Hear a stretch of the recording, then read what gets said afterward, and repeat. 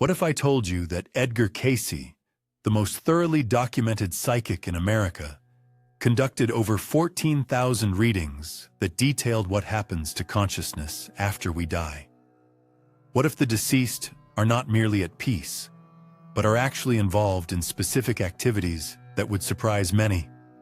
You are about to learn about the insights from Cayce's trance readings regarding the afterlife. Insights that even his own stenographer found unsettling. In the next 20 minutes, I will present 3 documented cases from the files of the Association for Research and Enlightenment that will fundamentally alter your perception of death and consciousness. But before we dive in, let me ask you, have you ever sensed the presence of someone who has passed away? Have you ever experienced dreams that seemed too vivid to be mere dreams? If that's the case, you could be attuning to what Cayce referred to as the continuous activities of discarnate souls. Here's what's ahead. Initially, I will share insights from Cayce's reading 205.468 regarding the immediate actions of those who have recently passed away. Following that, we will examine the astonishing story of a woman from Virginia Beach who received intricate messages from her departed husband via Cayce's readings. Finally, I want to disclose the most contentious insight gleaned from reading 15749-14 regarding the actions of advanced souls in their current efforts to assist humanity. Edgar Cayce did more than just assert that he could perceive the deceased. He offered precise, verifiable information about their continued existence, which was later substantiated by bereaved family members. His readings, which he conducted from his residence in Virginia Beach between 1901 and 1944, represent the most extensive record of afterlife communication in American history. However, before we explore what the departed are engaged in, it's crucial to grasp a significant revelation from reading 1472-21 that alters everything we understand about consciousness itself. Based on Cayce's interpretations, death should not be viewed as a conclusion, but rather as a shift into another realm of existence. The soul remains active. It neither sleeps nor takes a break. Rather, it promptly embarks on what Cayce referred to as the journey of spiritual growth and service. In reading 136-18, offered to a grieving mother in 1925, Cayce portrayed her departed son as actively engaging in learning on what he labeled the mental plane. The boy was not merely drifting among clouds or strumming harps. He was engaged in learning, focusing particularly on the principles of spiritual evolution and getting ready for his upcoming incarnation. This is where it becomes intriguing. The mother inquired if her son could reach out to her. Cayce's reply during the same session was astonishing. The being is profoundly alive and genuinely concerned about the well-being of those who remain. But this brings up an important question that I will address shortly. If the deceased are so engaged and attentive to us, why do we not receive more messages from them? The explanation can be found in Cayce's concept of the vibrational frequencies associated with various realms of existence. In his reading 5749-3, he described how souls that have transitioned must adjust their vibrational frequency downward to connect with the physical realm, whereas the living need to elevate theirs to interpret these communications. You can liken it to adjusting a radio. While most individuals are set to FM, the spirits are transmitting on AM. You need to configure your receiver to detect their signal. This is precisely what occurred in one of the most extensively recorded cases found in Cayce's files. In 1932, a woman named Helen Ellington traveled to Virginia Beach, seeking communication with her husband, who had unexpectedly passed away in a car crash. During the session 5071, an extraordinary event took place. Cayce not only connected with Helen's late husband, but also offered particular details regarding his activities that were subsequently confirmed. The late husband, via Cayce, elaborated on his activities in what he referred to as the realm of mental growth. He was neither at rest nor merely awaiting. Instead, he was proactively involved in assisting other souls who had recently passed to acclimate to their newfound existence. However, what astonished both Helen and Cayce's stenographer, Gladys Davis, was the fact that the husband revealed particular financial details he had never disclosed to his wife during his lifetime, such as where critical documents and investments were located.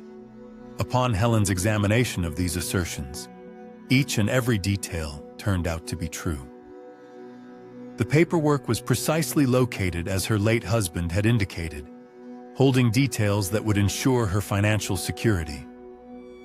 This situation formed the basis for what Cayce referred to as the principle of ongoing consciousness activity. The deceased do not merely relay messages, they actively assist their loved ones in the material world. Now let me tell you something even more astonishing about this situation, and I'll provide you with the specific reading number shortly that will truly amaze you. In reading 5072, which was given 6 months later, Helen's spouse disclosed that he had taken on the role of assisting other souls who passed away, suddenly and in a traumatic manner. He explained his responsibilities as a type of spiritual guidance, aiding bewildered souls in comprehending their new state of being. But that's not all.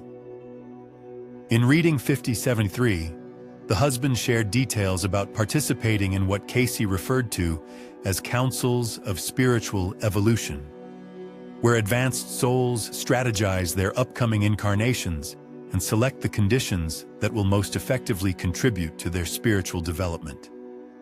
This was not mere speculation or a matter of religious beliefs.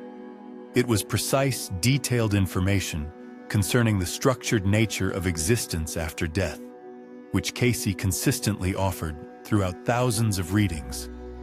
Are you beginning to recognize the pattern?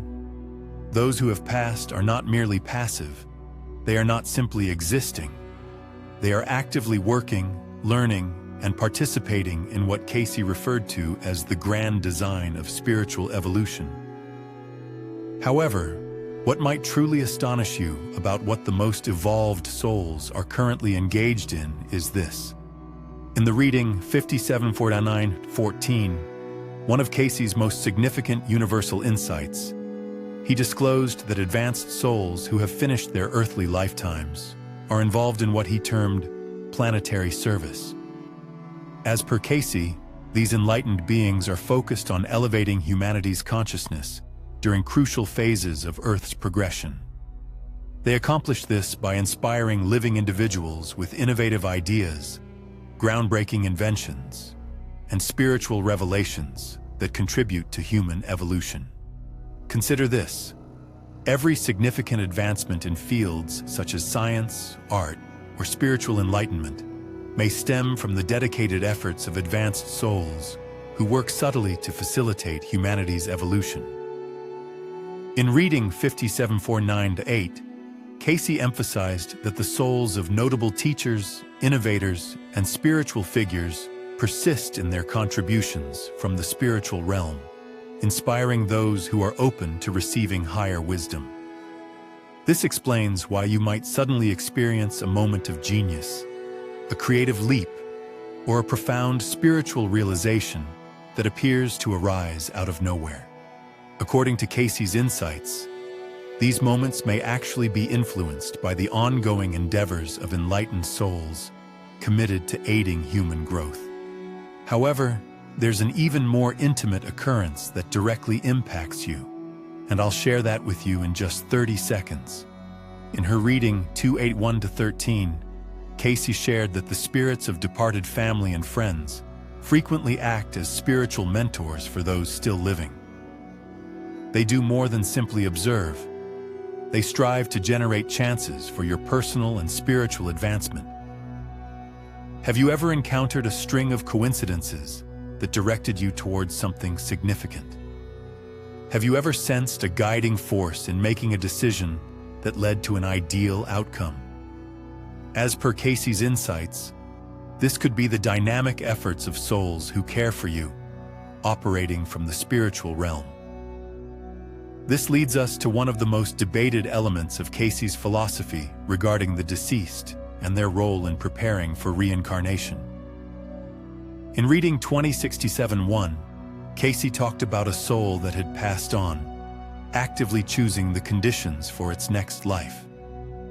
This soul collaborated with what Cayce referred to as the Lords of Karma to select its parents, location, and circumstances, all aimed at facilitating the specific experiences necessary for its ongoing spiritual growth. The soul was neither being punished nor capriciously assigned to a new existence. He was engaged in the process of planning his upcoming incarnation, much like a student selecting classes for the following semester. This particular scenario transformed the perception of reincarnation from a mere passive occurrence to a deliberate choice made by progressing souls. However, what adds to the amazement is this. In the reading 2067-2, conducted 2 years later, the same soul had been reborn and resided in Ohio. Cayce shared precise information regarding the child's environment and situation, which was subsequently confirmed by researchers. You may be curious about how this relates to your own life. According to Cayce's readings regarding your departed loved ones, there's an interesting insight. In reading 136-83, Cayce indicated that souls retain emotional bonds with their family and friends still living. They genuinely care about your well-being and strive to assist you in overcoming difficulties. For instance, your late grandmother might be quietly influencing events to introduce the right individuals into your life. Your late partner could be guiding you with insights that open doors to possibilities you would not have found by yourself. This isn't merely a hopeful notion or a source of spiritual solace.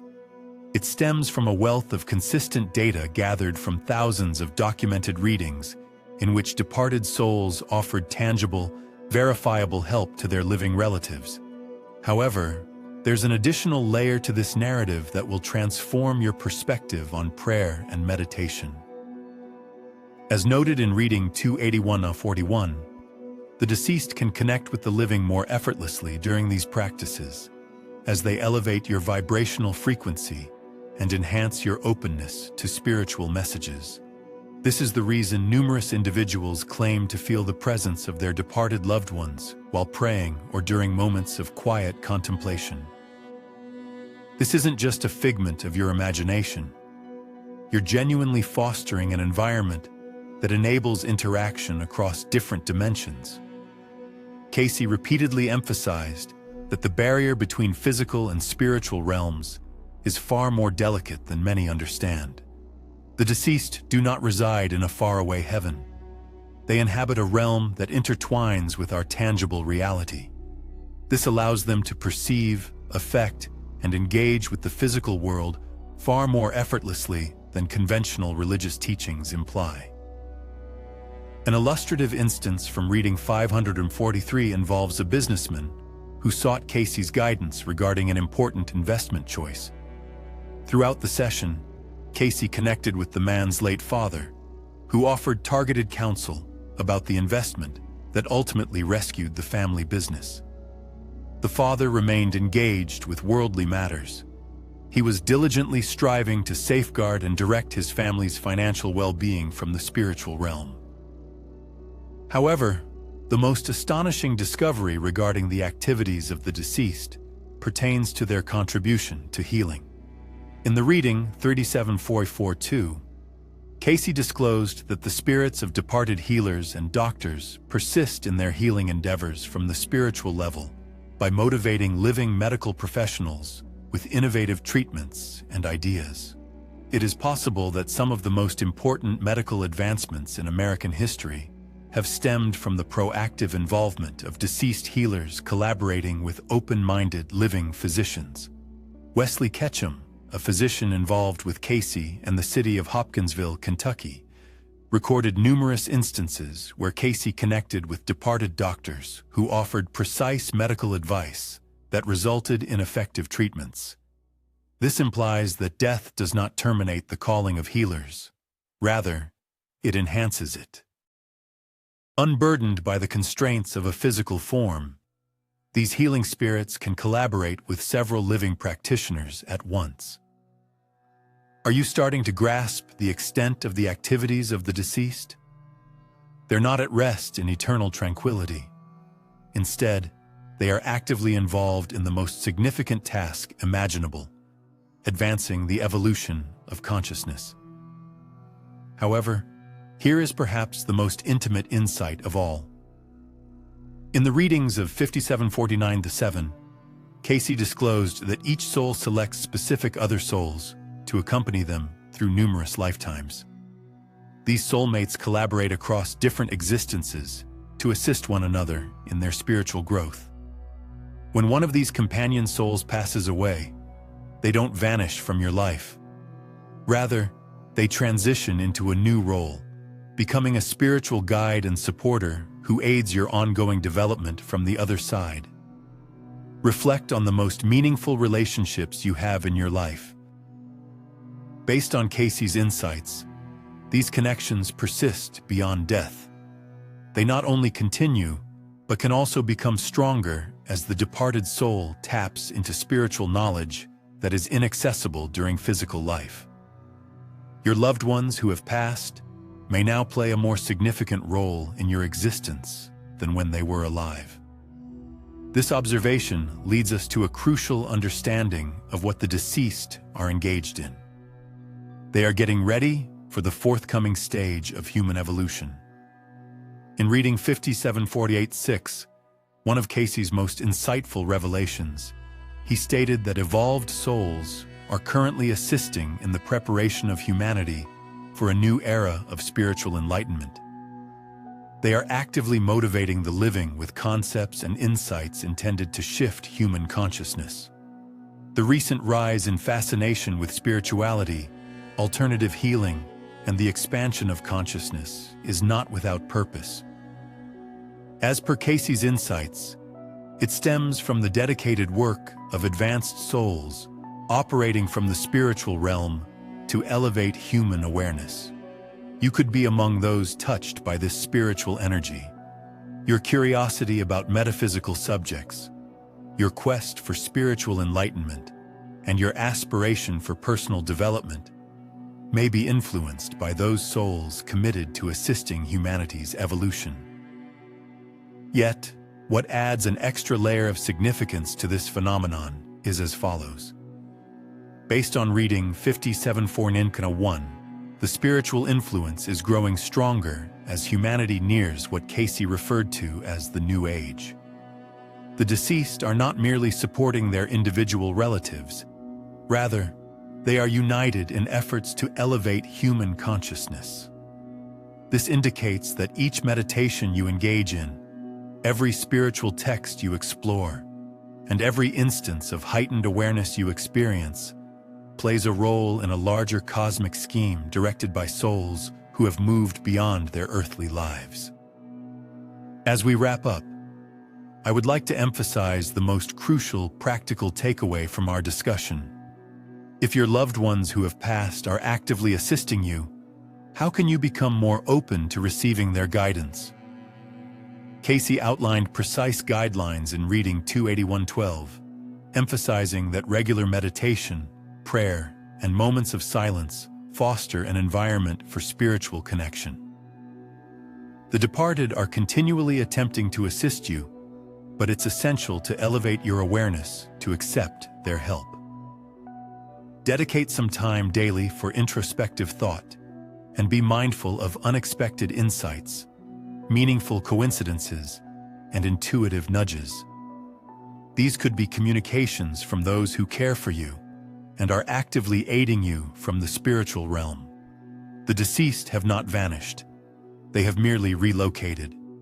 They are more vibrant than ever before, increasingly equipped to assist you and more dedicated to your spiritual growth than at any time in history. Edgar Cayce's 14,000 documented readings present the most extensive proof in American history that consciousness persists beyond death and continues to actively contribute to the advancement of spiritual awareness. Your departed loved ones are not at rest. They are engaged in meaningful work, which involves aiding you in realizing your utmost spiritual potential. The next moment you feel isolated or lacking in support, keep in mind that there is a whole team of souls operating behind the scenes to guide, shield, and uplift you. All you have to do is align yourself with their frequency and truly listen with your heart. Death doesn't mark the conclusion of a relationship. Rather, it opens the door to a more profound and spiritually oriented connection that can change your life in ways you could never have envisioned. What the departed are engaged in now is the same as before. They continue to love you, support you, and work diligently to assist you in becoming the spiritual entity you were meant to be.